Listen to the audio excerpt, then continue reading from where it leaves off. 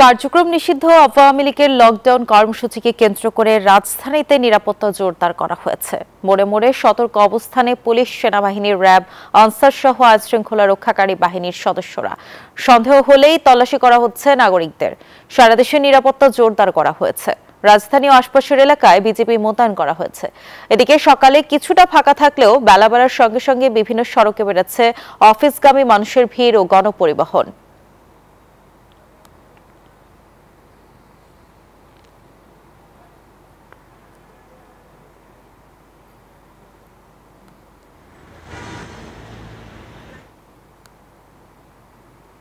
জনসাধারণের চলাচল কিন্তু তুলনামূলক আজকে কম এবং বিভিন্ন জায়গায় পুলিশ সদস্যরা চেকপোস্ট বসিয়েছে। বিশেষ করে মোটরসাইকেলের আরোহী যারা আছেন তাদের সেই তল্লাশির মধ্য দিয়ে তারপরে যেতে হচ্ছে। এবং যদি বলি সকাল থেকে এই বেলা 10টা পর্যন্ত বিভিন্ন পয়েন্টে, রাজধানীর বিভিন্ন পয়েন্টে আমি দেখেছি সেখানে র্যাব, সেনাবাহিনীর সদস্য ছাড়াও পুলিশ সদস্যরা টহল দিচ্ছেন এবং পুলিশের চেকপোস্ট রয়েছে।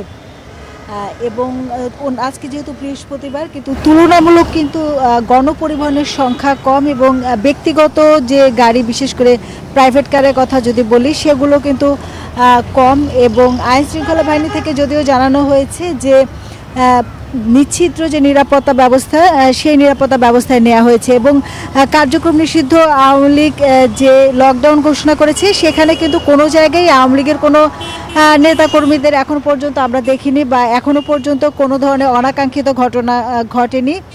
তবে বিভিন্ন জায়গায় জামায়াত এবং বিএনপির নেতাকর্মীরা অবস্থান নিয়ে আছেন এবং এটি পূর্ব ঘোষিত কর্মসূচি হিসেবেই তাদের এই অবস্থান কর্মসূচি।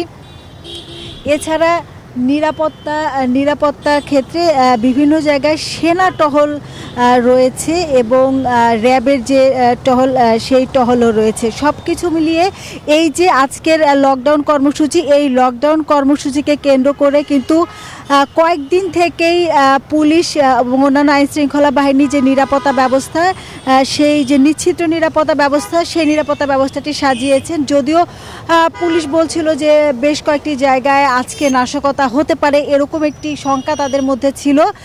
তবু সব শঙ্কাকে কাটিয়ে যে নিরাপত্তা ব্যবস্থা, সেই নিরাপত্তা ব্যবস্থা নেওয়া হয়েছে এবং এখন পর্যন্ত কোনো অনাকাঙ্ক্ষিত ঘটনা ঘটেনি বা কোনো অপ্রীতিকর ঘটনা ঘটেনি। যদিও কয়েকদিন থেকে বাসে আগুন বা ককটেল বিস্ফোরণের ঘটনা কিছুটা উদ্বেগ ছিল জনগণের মধ্যে, কিন্তু সেটি অনেকটা কাটিয়ে উঠেছে। তো আমাদের আরেকজন সহকর্মী আছেন মাসুদ সুমন, তার কাছে যাব। সুমন, আপনি এখন ঠিক কোন জায়গায় আছেন এবং আপনিও সকাল থেকে বিভিন্ন স্পটে দেখেছেন এবং আইনশৃঙ্খলা পর্যবেক্ষণ করেছেন, ঠিক আপনার কাছে নতুন কি তথ্য আছে? ধন্যবাদ লাবণী আপনাকে। আমি এই মুহূর্তে রয়েছি শহীদ আবরার ফাহাদ এভিনিউতে, গুলিস্তানে। ঠিক আমার পেছনেই পতিত আওয়ামী লীগের কেন্দ্রীয় কার্যালয় ছিল, যেটি এখন আন্তর্জাতিক ফ্যাসিজম এবং গণতন্ত্র গবেষণা ইনস্টিটিউট নামে ব্যবহার করা হচ্ছে। এবং আমি সকাল থেকে, আপনি যেমনটি বলছিলেন, রাজধানীর বেশ কয়েকটি এলাকা ঘুরেছি। বনানী, কাকলী, খিলক্ষেত, ফার্মগেট, মহাখালী, শাহবাগ এবং আজিমপুর সহ প্রত্যেকটি এলাকাতেই দেখেছি। এখানেও যেমনটি দেখছেন, সকাল থেকেই এই গুলিস্তান, এই আওয়ামী লীগের কেন্দ্রীয় কার্যালয়ের সামনেই পুরো জায়গাটি বিএনপি এবং জামাত এবং ছাত্র শিবিরের দখলে রয়েছে। তারা এখানে কিছুক্ষণ পরপরই বিভিন্ন স্লোগান দিচ্ছে, শিক্ষার্থীরা ক্রিকেট খেলছে এর সামনে।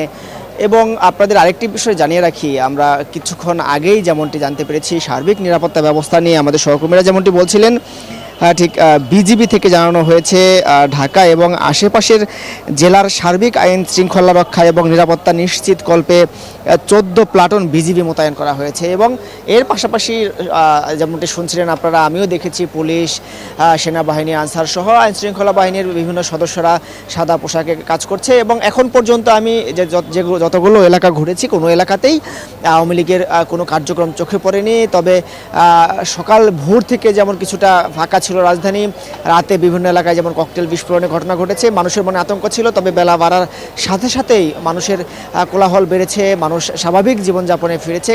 কিছুটা আতঙ্ক রয়েছে মানুষের মধ্যে, যেমনটি গেল কয়েকদিনে বেশ কয়েকটি গাড়ি পোড়ানোকে কেন্দ্র করে তারা একটু আতঙ্কগ্রস্ত রয়েছে। এবং আপনারা জানেন যে যেই আওয়ামী লীগের পলাতক যেই নেতারা রয়েছেন, তারা বিভিন্ন দেশে বসে সামাজিক যোগাযোগ মাধ্যমে বিভিন্ন ধরনের নাশকতার হুমকি দিচ্ছে এবং বিভিন্ন ধরনের নাশকতামূলক কার্যক্রমের যেই ডাক দিয়েছে, তার ফলে মানুষের মনে শঙ্কা রয়েছে। তবে বেশিরভাগ মানুষই বলছেন সার্বিক নিরাপত্তা ব্যবস্থা নিয়ে প্রশংসা করছেন, বলছেন পুলিশ সহ আইন শৃঙ্খলা বাহিনীর যেই মোড়ে মোড়ে প্রত্যেক গলির মুখে যেই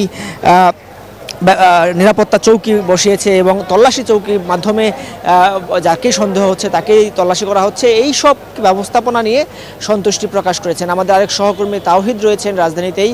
তাওহিদ, আপনি জানাবেন সেখানকার চিত্রটি কেমন?